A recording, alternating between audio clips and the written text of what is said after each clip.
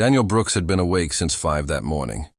His 6-year-old son Noah had a school project due that day, and Daniel had spent the previous evening helping him build a model bridge from cardboard and wooden sticks. By the time Noah finally fell asleep, Daniel still had emails waiting on his laptop.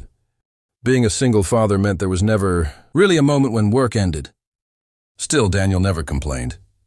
He arrived at Morgan Health Solutions in Boston shortly after 7, carrying his briefcase in one hand and Noah's forgotten lunchbox in the other.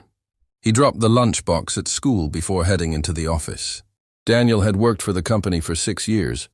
His official title was Senior Operations Manager, but his responsibilities went far beyond his job description. When a hospital client threatened to cancel a contract, Daniel fixed it when a software system failed. Daniel stayed overnight to restore operations. When employees argued, Daniel stepped in and found solutions. He was the person everyone called when something went wrong. That morning, however, everything was already going wrong. A major healthcare client had discovered an unexpected problem with a new software rollout. The project was behind schedule, and the client demanded immediate answers. Daniel spent hours coordinating engineers, reviewing contracts, and speaking directly with the hospital's management team. By late afternoon, the crisis was finally under control. Daniel leaned back in his chair and rubbed his tired eyes. Then his phone rang. It was the CEO. "Rachel Morgan, come to my office." Daniel immediately knew something was wrong. He walked upstairs and entered Rachel's office. She was standing beside the window holding a report. "You were responsible for today's project?" She said yes, and it failed. It experienced a technical issue. Daniel explained, "I've already resolved most of it, and the client has agreed to continue." Rachel turned toward him. "I don't care about excuses." Daniel remained calm. "It's not an excuse. It's what happened." Rachel placed the report on her desk. "You've been underperforming lately." Daniel stared at her. "Underperforming, yes." He thought about the nights he had stayed until midnight, the weekends he had sacrificed, and the emergencies he had handled while making sure Noah still had breakfast every morning. "I've been working 14-hour days." Rachel shrugged. "That's what you're paid for." Daniel took a slow breath. "Is there something specific you want me to improve?" Rachel looked directly at him. "If you can't handle it, I'll replace you." The room became silent. Daniel looked at the woman he had worked so hard to support. Then he reached into his pocket and removed his company access badge. He placed it gently on her desk. Rachel's eyes widened. "What are you doing?" Daniel stood. "You said you'd replace me." He walked toward the door. "So I'm making it easy for you?" Rachel stared after him. Daniel didn't slam the door. He didn't argue. He simply walked away. For 6 years, he had given the company everything he had. Now he was finally choosing himself and his son. Rachel Morgan expected Daniel Brooks to cool down and return within a few days. She had seen employees threaten resignation before, and most eventually came back when they realized how difficult it was to find another position. Daniel never returned instead. The next morning, he updated his resume and contacted a former colleague who worked for a competing healthcare company in Boston. By Friday, he had received an offer from their chief operating officer. The new position came with a higher salary, flexible hours, and something Daniel valued more than money. Respect he accepted. Meanwhile, Morgan Health Solutions began to struggle.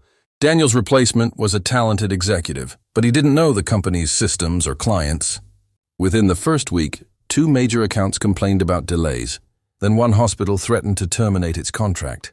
Rachel tried to stay calm. "This is temporary," she told the board. But it wasn't employees who had depended on Daniel began leaving.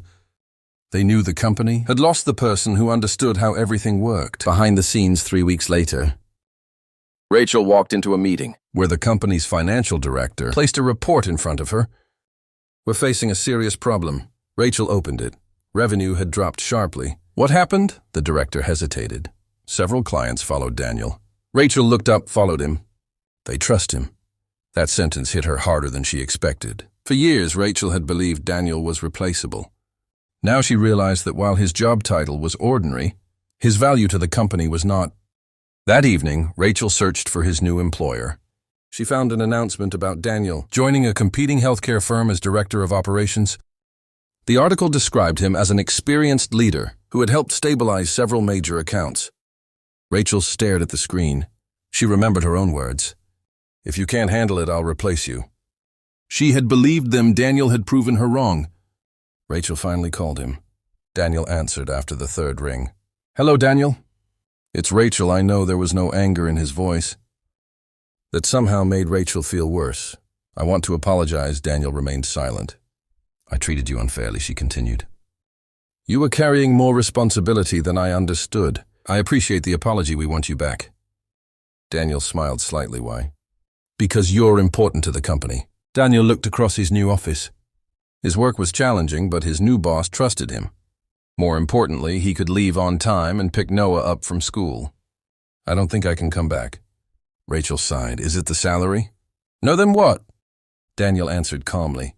"You told me I couldn't handle the job." Rachel lowered her voice. "I was wrong." Daniel paused. "I can handle difficult work, Rachel.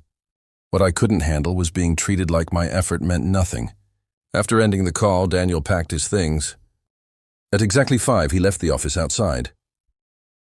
Noah was waiting with a drawing in his hands. "Daddy, look!" Daniel smiled. He took his son's hand and walked home. For the first time in years, he wasn't walking away from something.